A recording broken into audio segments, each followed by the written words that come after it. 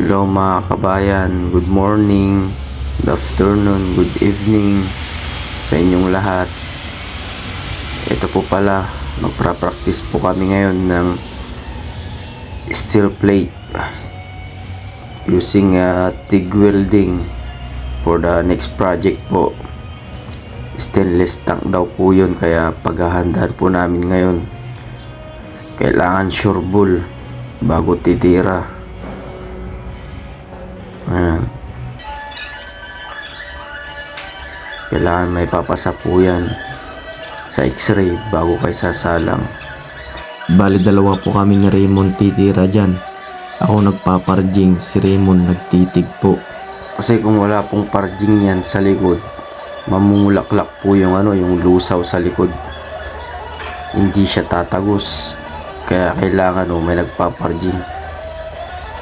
Mga kaibigan, mga tropa, mga skilled worker po dyan sa Pilipinas, try nyong mag-apply po dito sa New Zealand. Maganda po dito. Try nyo po sa agency ko po sa Yanghua, Paco, Manila po. Search nyo po sa Facebook. Kung kayo ho'y karpintero, operator, steel fixer, welder, painter, malaki po yung chance yung makakarating po kayo dito sa New Zealand.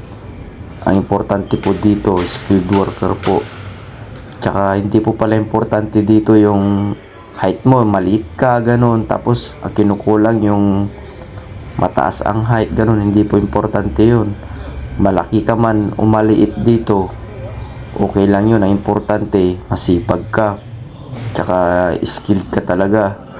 Tsaka hindi rin po importante dito yung gwapo ka, pangit ka, ganun. Wala ho. Dito ho pala sa New Zealand, pantay-pantay po ang tingin ng mga tao dito. Wala pong sir, wala pong boss, wala pong tinatawag na ganun. Isa lang po, kundi mate, ganun lang po. Mate lang ang tawag po dito. Hindi po kailangan ng boss, sir, ganun. Wala po dito yun. Hindi po uso kasi ika nga lahat dito pantay-pantay ang tingin bawat isa. Tsaka bawal po ang bully dito. May batas po dito, kung binubuli ka, pwede mo siyang ireklamo. Kakasuhan po yun. Yun po ang patakaran dito.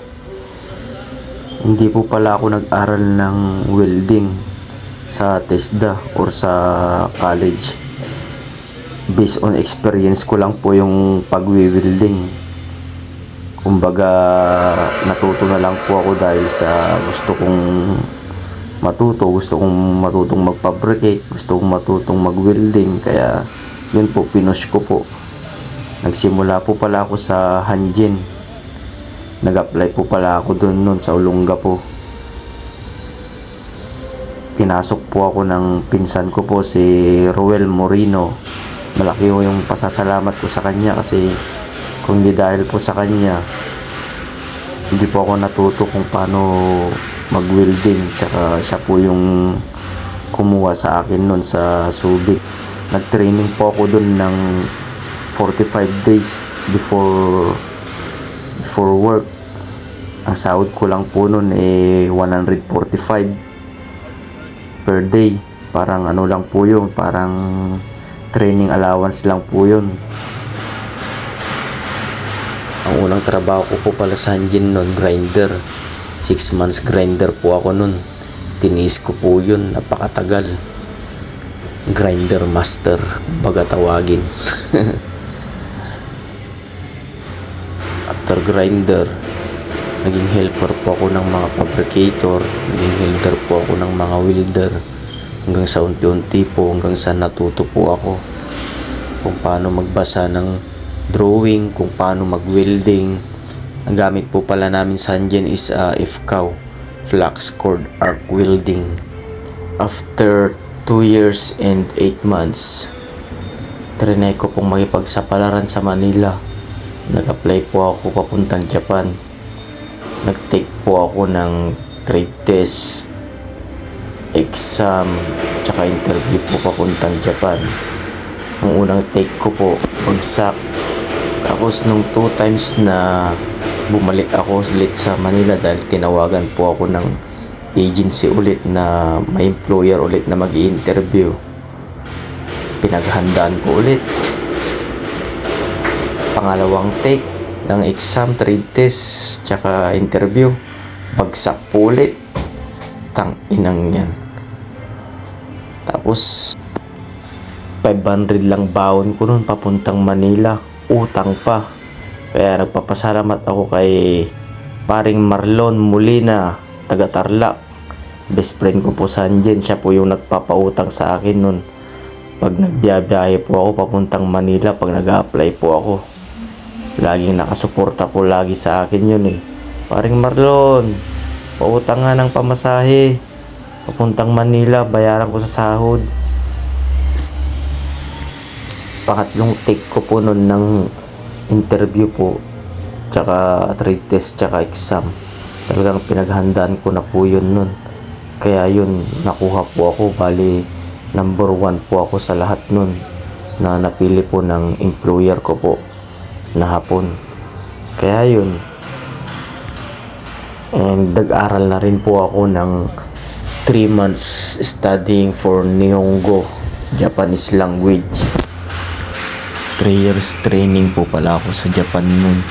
Ginagawa po namin dun mga structural bar, column bar, mga basement, mga building po ginagawa namin dun. Mahirap kasi yung welding po namin dun apoy. Pag sa column bar po, apoy po yung ginagamit namin. Pag sa mga horizontal po, MIG po yung ginagamit namin. And thank you Japan, kung hindi dahil sa'yo, wala ako dito ngayon sa New Zealand. Kumbaga ikaw yung naging stepping stone ko kaya ako nakarating dito sa New Zealand. Dahil marami rin akong natutunan sa'yo.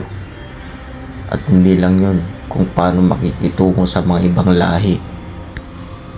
Kaya mga tropa, kung kayo nagbabalak mag-apply dito sa New Zealand or Japan, i-push nyo, mag-apply kayo.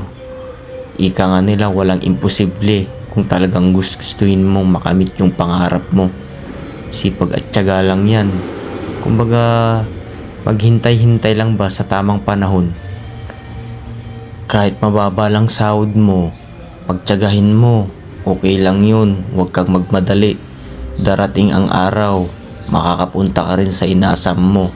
Gaya ko, tignan mo ngayon. Nung una, lit lang ng sahod ko. Nagsimula lang po ako sa 145. Tinagaan ko po yun hanggang sa nakarating po ako ngayon dito sa New Zealand. Ito, pa-easy-easy na lang po, pa-relax-relax. Hindi pa pagod ang trabaho, malaki pa ang sahod. Kagagandaan pa dito sa New Zealand, kaya mong bumili ng sarili mong sakyan kasi afford mo, afford ng sahod mo. Dati pinapangarap ko lang magkaroon ng 4 wheels. Ngayon meron na, nakamit ko na. Dahil sa sipag at tiyaga lang yan. Kaya huwag po tayong magmadali. Kung malit man ang sahod natin, tiyagahin ho natin. Lalo na kung nagsisimula ka pa lang, huwag kang maghangad ng malaking sahod. Kung ano yung meron, tiyagahin mo muna. Baka mamaya naghangad ka ng malaking sahod, tamad ka naman. Naghangad ka ng malaking sahod, trabaho mo palpak naman. Naghangad ka ng malaking sahod, trabaho mo mali-mali naman. Tiis-tiis lang muna tayo, kunting sakripisyo ba? Sabi nga nila, di ba? Be patient lang. Tsaka isa pa, mga kaibigan, huwag kayong magpa-apekto sa mga taong naninira sa inyo o sa mga taong chinichismis ka, sinisiraan ka. Huwag po kayong magpa-apekto sa mga taong lason kasi yung mga yan, negative thinking mga yan. Kumbaga, crab mentality. Kung pinatulan mo yung mga taong mga ganyan, masisira buhay mo. Magugulo yung pangarap mo. Magugulo yung diskarte mo sa buhay. Huwag na huwag kang magpapa-apekto. Dahil mga yan, lason mga yan. Huwag kang maniniwala kasi yung mundo nila hanggang doon na lang. Focus ka lang sa buhay mo. Ang importante, hindi ka nagnanakaw, hindi ka nanlalamang, hindi ka nang aapi. Lumalaban ka ng tama, lumalaban ka ng pantay. Yun ang mahalaga. At syempre, kailangan matulungin ka rin sa kapwa. Kung may kunting blessings man na dumarating sa'yo, i-share mo, huwag mong ipagdamot. Kung sinong pwedeng tulungan, tulungan hanggat kaya. At thank you Lord, nang hindi dahil sa'yo, wala po ako dito sa New Zealand. Nandyan po kayo lagi sa tabi ko. At salamat sa mga kapatid ko, sa mama ko, at yung father ko in heaven. At salamat sa asawa ko, si Jomari de Leon Pascua, at sa aking mga anak. Dahil kayong nagbibigay ng lakas sa akin. Dahil minsan pagpagod ako, niisip ko lang kayo, natatanggal na yung pagod ko at natatanggal yung homesick ko. At nagbibigay ng lakas ng loob. At salamat din sa mga tunay na kaibigan diyan sa Pilipinas.